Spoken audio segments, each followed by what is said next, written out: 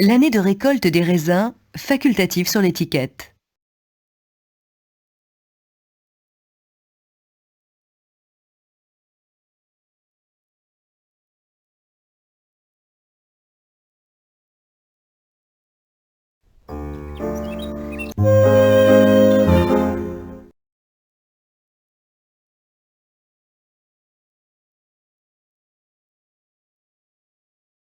Coteaux champenois.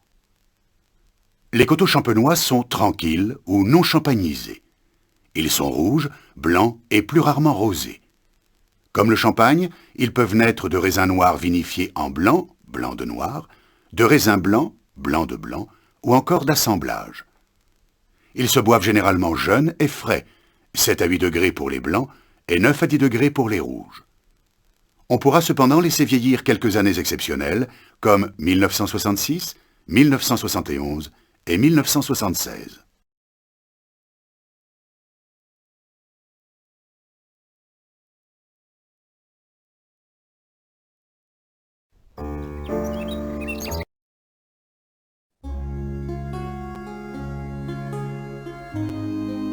La dégustation est le plaisir de découvrir et d'évaluer par soi-même et entre amis toutes les richesses sensuelles du vin. L'aspect du vin, sa couleur, flatte l'œil.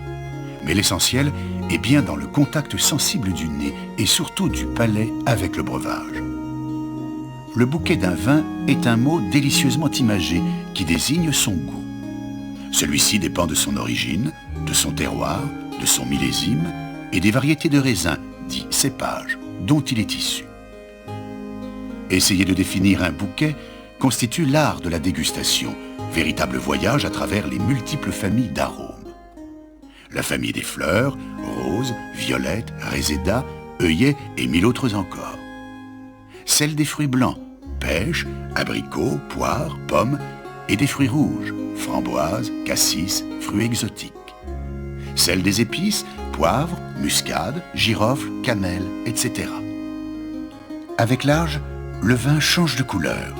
Sa robe devient mordorée, acajou, ambre, et ses arômes évoluent vers des senteurs plus animales ou plus proches des odeurs de la forêt et des champignons.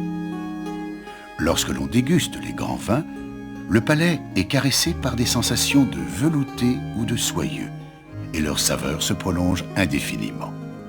On dit alors qu'ils font la queue de paon.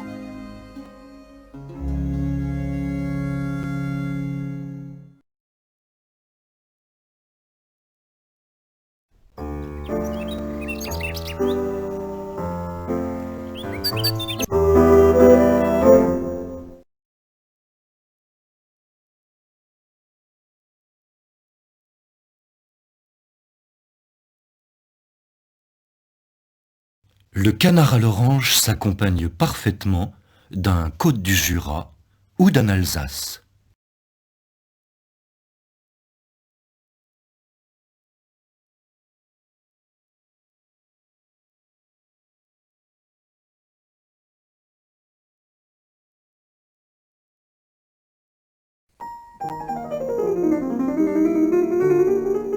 Marc Eberlin est le représentant de la 4e génération de grands chefs à l'Auberge de Lille, à Illhausen en Alsace.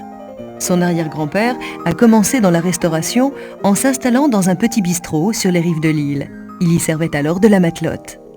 Le restaurant est aujourd'hui mondialement connu. Sa renommée a été consacrée par l'attribution de 3 étoiles il y a maintenant 25 ans. On y découvre d'étonnantes saveurs qui se mêlent à la tradition alsacienne. La philosophie de Marc Eberlin est simple. Aimer son métier, ce qui pour lui signifie également aimer recevoir les gens qui fréquentent sa table. Pour ce grand chef, cuisiner est synonyme de plaisir.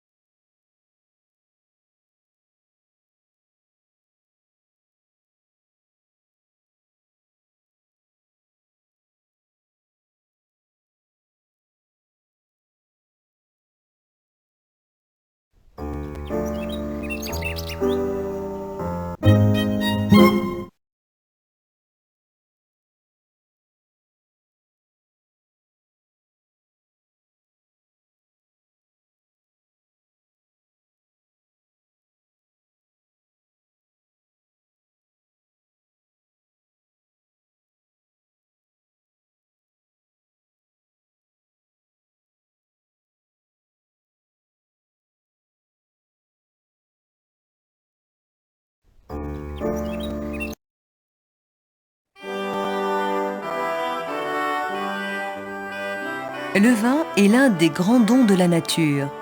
Symbole de vie et de fête, il accompagne toutes les manifestations de la vie publique et tous les actes de la vie privée. L'existence de la vigne est attestée depuis des dizaines de millions d'années. Mais l'art de faire le vin a certainement pris naissance aux frontières de l'Asie et de l'Europe, sur les bords des torrents sauvages de la région du Caucase, il y a 4000 ans. Les Phéniciens, les Égyptiens, les Grecs et les Romains ont étendu sa production tout autour du bassin méditerranéen. Au Moyen-Âge, les ordres religieux chrétiens prirent le relais et défrichèrent les meilleurs coteaux d'Europe occidentale et centrale, qui ont révélé un potentiel de qualité insoupçonné. Les moines ont peu à peu affiné les techniques de culture et de vinification. À partir du XVIIIe siècle, des inventions techniques capitales comme le méchage des fûts, le soufflage des bouteilles et le bouchage au liège ont permis la production de vins de garde capables de se bonifier pendant des décennies sans agents conservateurs. Le vin moderne était né et sa production pouvait se répandre dans tous les continents. Aujourd'hui, les deux plus importants producteurs de vin sont la France et l'Italie.